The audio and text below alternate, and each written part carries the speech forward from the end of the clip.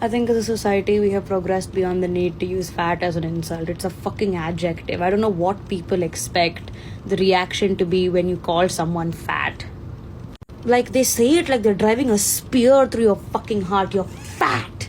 Yes? Congratulations on having eyeballs, bitch. I was in this body before you saw it. What do you think I'm looking at, idiot?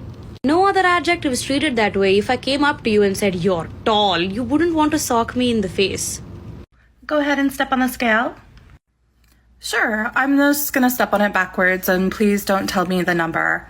I have an eating disorder, and that's what my therapist recommends. Sure, no problem.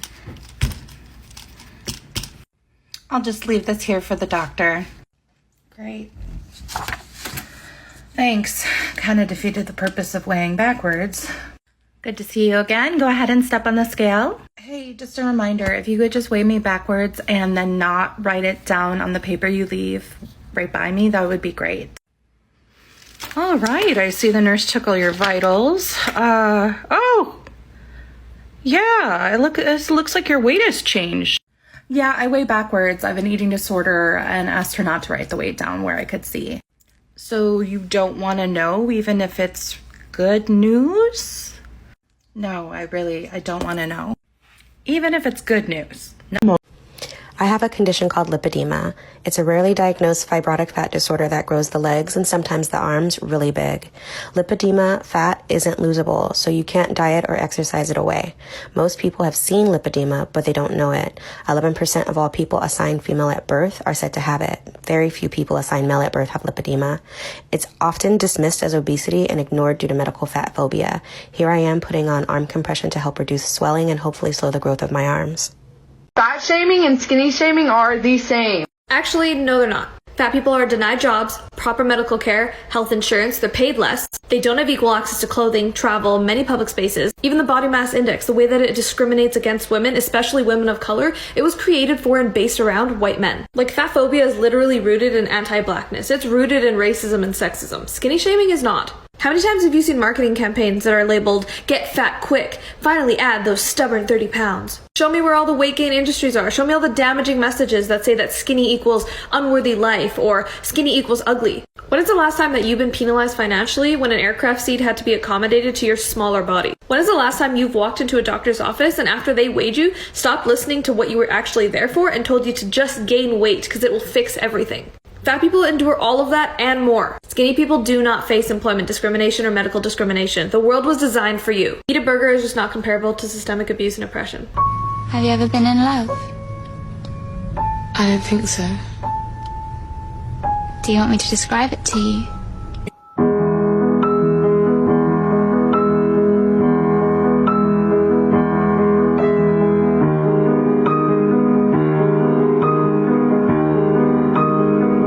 I'm truly loving how the fat acceptance movement allows people to grow, because it's not only teaching people that health and body size are not direct corollaries, which is true, but also the bigger point, which is that health is not a requirement for people to be deserving of respect or equality. We hear this issue come up all the time in conversations around fatness where people say things like, well, so long as you're healthy, which is basically to say that if a fat person does not have the privilege of health, then they deserve abuse and discrimination, whereas I, as a healthy fat person, don't, which is just nonsense. Understanding this is important because it's extremely tempting in the face of prejudice to cling to the health that we experience and try to present it as a representation of our moral value in an attempt to try to alleviate some of the pain that fat phobia brings. But when we do that, we are unintentionally, or sometimes intentionally, taking fat people who do not experience health and throwing them under the bus. My God, I'm so sick of mainstream body positivity,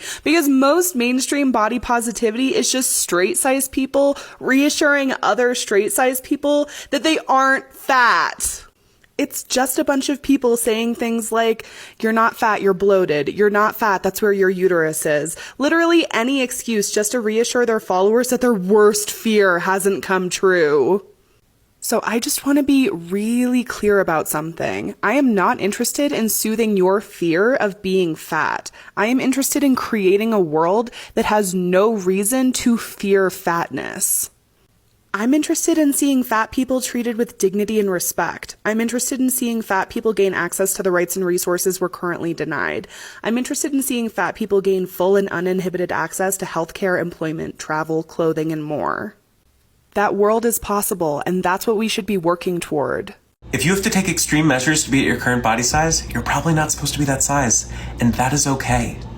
Never exercise ever. It is bad for you. All exercise is extreme and bad for you.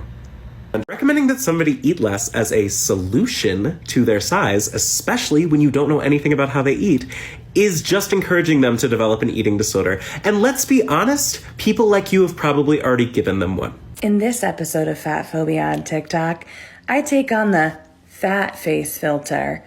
Just in case you didn't know, that's fatphobic as fuck. Yeah. Stop doing it. When people tell me that I need to exercise more, I remember that I was an elite athlete for 18 years in one of the hardest sports in the world, and then got a full ride scholarship to a Division I school, and then played professionally in France. So no, I think I'm good, Todd. Jump in the water and I'll fucking kill you. Happy New Year.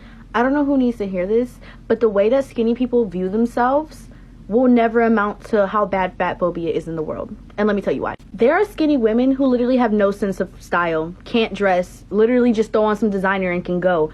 But most of the plus size women I know dress like goddesses, can do their makeup, can do their own hair, can do their own nails, take very good care of themselves. But because we're fat, we're still less pretty than a basic skinny girl. And I really don't want y'all coming in my comments talking about you wouldn't know because you're not skinny, because there's plenty of women who have been both who always agree with plus size women when we say fat people get treated terribly in this world. Someone telling you to go eat a piece of pizza is not the same as someone calling me ugly just because of my size. Not even because I'm not ugly, because of my size. Most of the time, y'all's insults will be you're ugly, not you're too skinny. Our insults is always you're fat. Hi, bestie! I think it's time for another adult pre-K lesson. I used to be a preschool teacher, so don't worry, you're in really good hands. Okay, catch a bubble in your mouth. Turn your listening ears on. Good job. Okay, here's today's lesson. We're going to talk about the difference between real life and make-believe. Okay, so I know that we all have our favorite special characters in storybooks, in movies, our favorite cartoons, and when we go to Disney World or Universal Studios or Holiday World or Six Flags, sometimes we get to see our favorite characters, but here's the thing, we're big kids, so something we need to learn is that they're not real.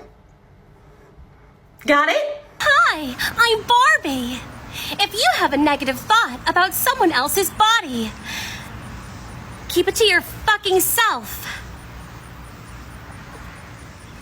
Remember, you're special and you can do anything.